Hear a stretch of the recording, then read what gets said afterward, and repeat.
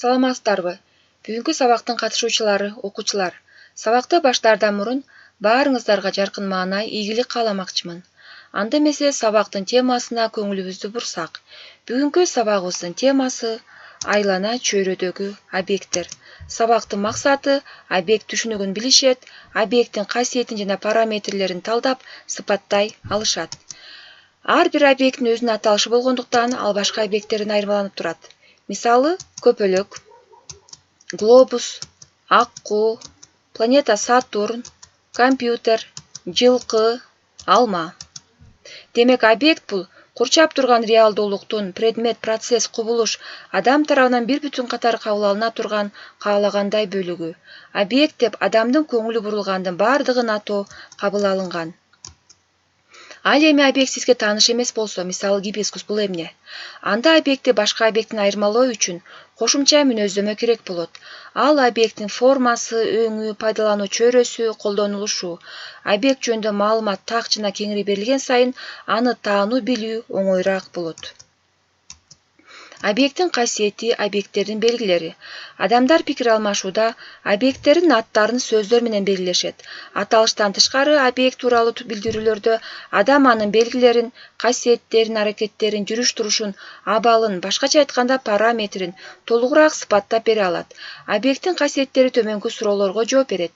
Бир объект экинчисинен эмнеси менен айырмаланышы мүмкүн? Аракет аткарылганда эмнеси өзгөрүшү мүмкүн?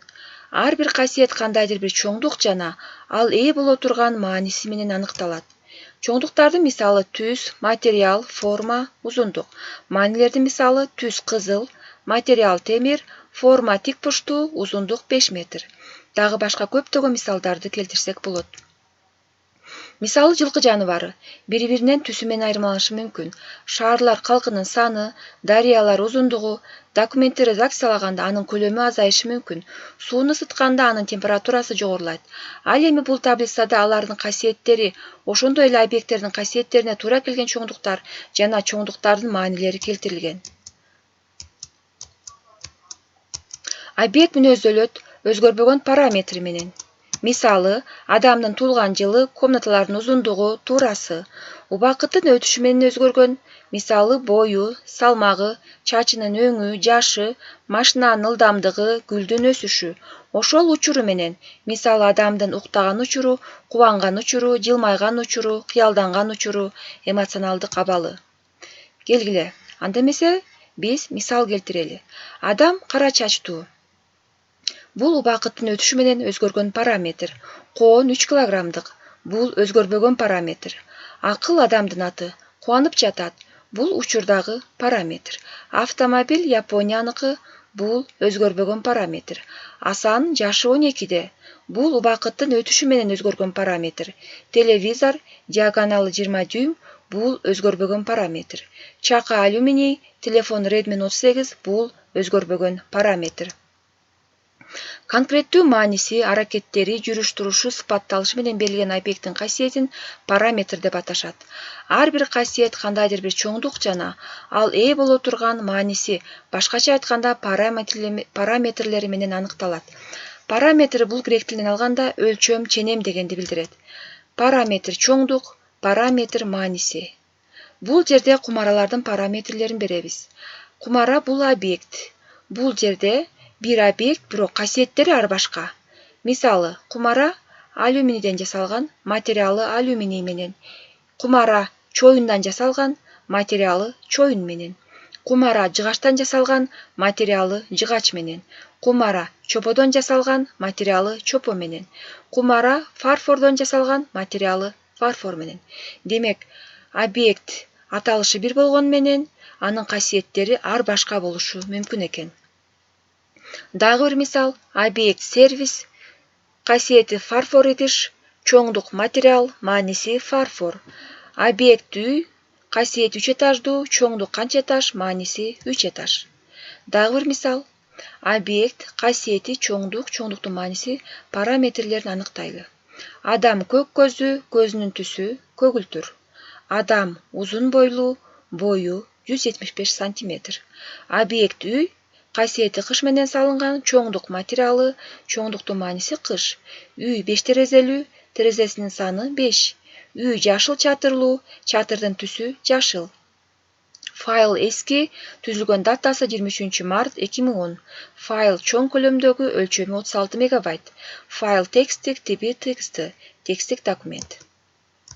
Эми предметтерди салыштыралы. Бул жерде 2 объект. Бири тыйын, бири топчу.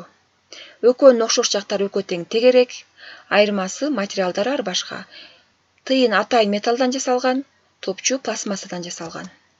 Бул жерде топ, экөө тең ойноочу каражат.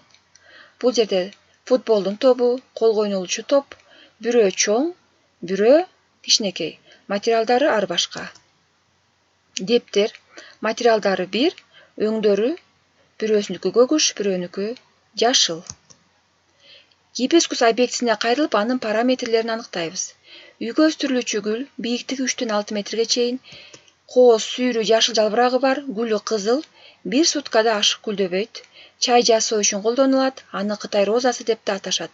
Демек биз бул жерде гибискус гүлүн, гибискус объектисин касиеттерин талдап сыпаттадык. Сабакты жыйынтыктай анда балдар. Сабакты жыйынтыктоо үчүн артка кайрылабыз. Анда төмөндөгү суроолорго жооп берип, туура жообун белгилейбиз.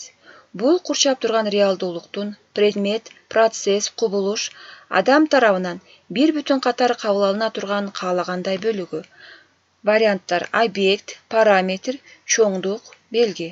Туура варианты объект. Жооп туура. Экинчи суроо. Объекттин касиети кандай суроолорго жооп берет? Биринчи вариант. Бир объект экинчисинен эмнеси менен айырмаланышы мүмкүн? Аракет аткарылганда эмнеси өзгөрүшү мүмкүн? Экинчи вариант. Бул эмне? Үчүнчү. Экөөнүн окшош жактары кайсылар? Төртүнчү вариант. Экөөнүн айырмасы эмнеде? Демек, биринчи вариант туура экен.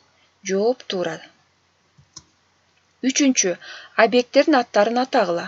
А.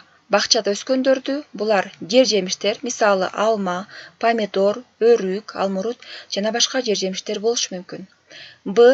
Бишкекте жашагандарды, булар адамдар жана жаныбарлар. В.